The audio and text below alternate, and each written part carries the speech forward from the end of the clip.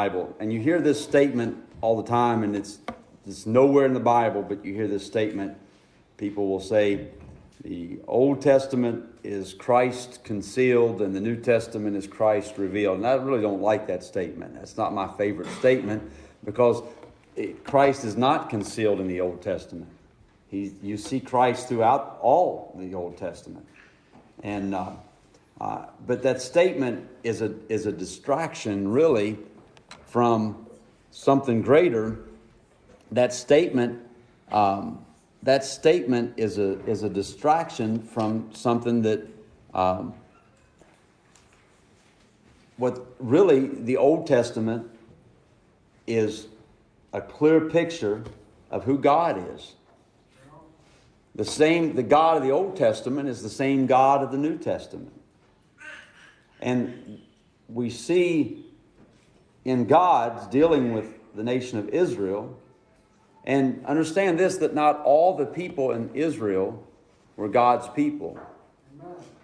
That's a misnomer. It's a misstatement.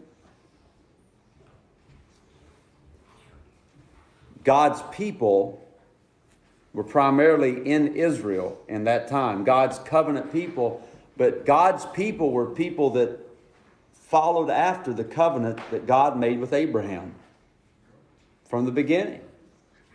Abraham believed God, and it was counted in him for righteousness.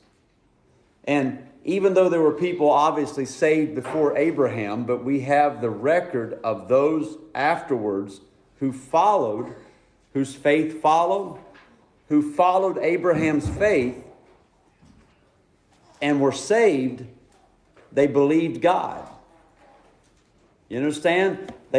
God was revealed to them through the preaching of the prophets. God has always had a witness. I wanted to preach this week, and I may preach on it later, but the Bible said in Proverbs, wisdom crieth without. She uttereth her in the streets, she crieth without. You know what I believe God is saying there? That God's saying, I've always had my preachers. There's always been a witness for God. In Job's day, Job didn't hear about God from a rock. Amen. Someone witnessed to Job. In the Bible, Melchizedek was a real person. The king of Salem was a real person. How did he become a witness for God? Someone witnessed to him. Abraham met him. He was a real person. God's always had a witness, and he's always had people who speak of him.